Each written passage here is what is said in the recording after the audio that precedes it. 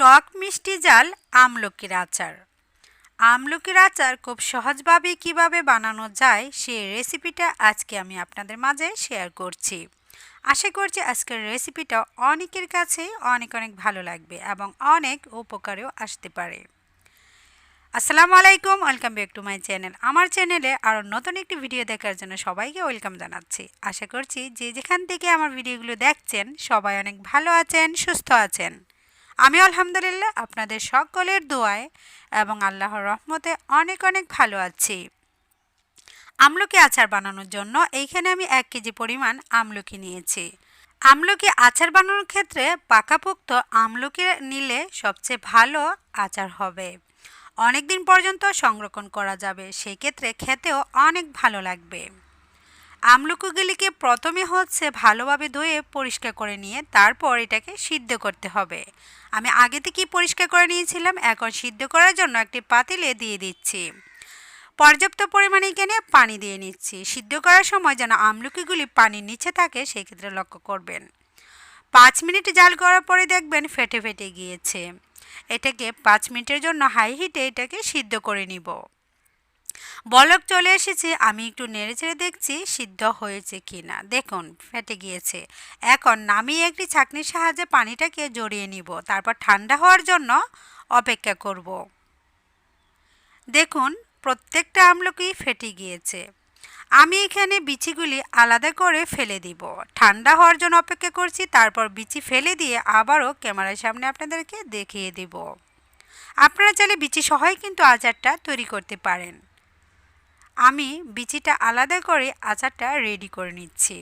ঠান্ডা হওয়ার পর আমি প্রত্যেকটা আমলকি থেকে বিচিটাকে আলাদা করে নিয়েছি। অনেকগুলি বিচি বের হয়েছে আর আমলকিগুলি এতটাই পোক্তা ছিল, খুবই সুন্দর সিদ্ধ হয়েছে এবং বিচিগুলি অনেকটা শক্ত ছিল। এই আচারটা বানালে অনেক দিন পর্যন্ত সংরক্ষণ করা যাবে এবং খেতে অসম্ভব মজার হবে। দেখুন বিচিগুলি আমি আলাদা করে রেখে দিয়েছি। আপনারা চাইলে বিচি সহই কিন্তু আচারটা তৈরি করতে পারেন। বিচিটা না রাখলে তিতার পরিমাণটা কম হবে, আর বিচিটা যদি আপনি রাখেন হয়তো তিতার পরিমাণটা একটু বেশি হবে। সেজন্য আমি আমার রুচি অনুযায়ী আলাদা করে বিচিটা রেখে দিচ্ছি। আচারটা বানানোর জন্য সরিষার তেল দিয়ে 5 ফোড়ন দিয়েছি, তেজপাতা দিয়েছি, 2টি শুকনো মরিচ দিয়েছি। দিয়ে গরম করে নেওয়ার পর রসুন কুচিও কিন্তু দিয়েছিলাম। আচার সাধারণত কম বেশি সবাই বানাতে পারি, তবে আমি আমার চয়েস অনুযায়ী বানিয়ে নিচ্ছি। এখানে টেস্টিং সল্ট দিব, বিট লবণ দিব, আবার 5 ফোড়নের মশলা আমি গুঁড়া করে রেখেছিলাম আগে থেকে, সেগুলো দিয়ে নেব। আর এইখানে আমি চিনির পরিমাণ দিব 300 গ্রাম। আপনারা চাইলে আর চেয়ে কমও দিতে পারেন। আমি এত চিনি দিয়েছি তার মানে এই নেই একেবারে মিষ্টি হয় নাই, টক মিষ্টি জালে কিন্তু লেগেছিল। তবে যারা বেশি টক খেতে পছন্দ চিনির পরিমাণ কম দেওয়ার চেষ্টা করবেন। আমি আবার এত টক খেতে পারি না, সেজন্য সবসময় একটু মিষ্টি পরিমাণটা বেশি দেওয়ার চেষ্টা করি।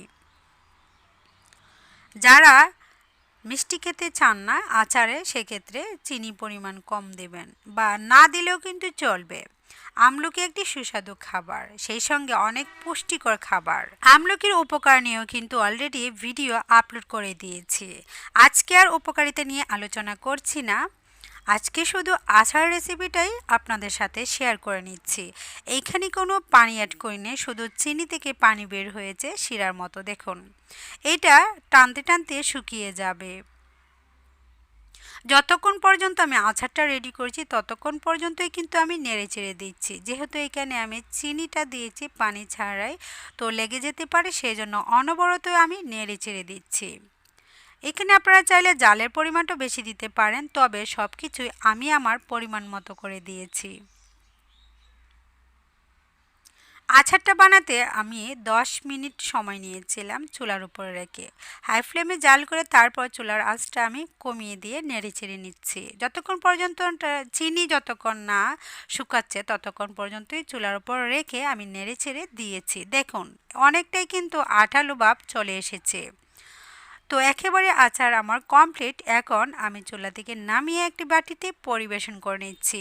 ঠান্ডা হলে কালারটা আরও গাঢ় হবে আর দেখতেও অনেক সুন্দর দেখাবে। আমি গরম গরম আপনাদেরকে পরিবেশন করে দেখাচ্ছি যে কতটা লোভনীয় হয়েছে আমলকির আচার। যারা আমলকির আচার খেতে পছন্দ করেন তারা অবশ্যই আমার রেসিপিটা ফলো করতে পারেন। অসম্ভব মজার হবে এভাবে আচার তৈরি করলে। আচারটা খেতে অসম্ভব মজার হয়েছিল। আজকের মতো আমি এখানে বিদায় নিয়ে নিচ্ছি। সবাই ভালো থাকবেন, সুস্থ থাকবেন, সবাই সবার জন্য দোয়া করবেন। আর আমার নতুন নতুন রেসিপি ভিডিও অথবা টিপস ভিডিওগুলি পেতে অবশ্যই সাবস্ক্রাইব করে অল বাটনে ক্লিক করে রাখবেন। তাহলেই সবার আগে নোটিফিকেশন আপনার কাছে চলে যাবে। যখন ইচ্ছা তখনই আমার ভিডিওগুলি দেখতে পারবেন। আল্লাহ হাফেজ।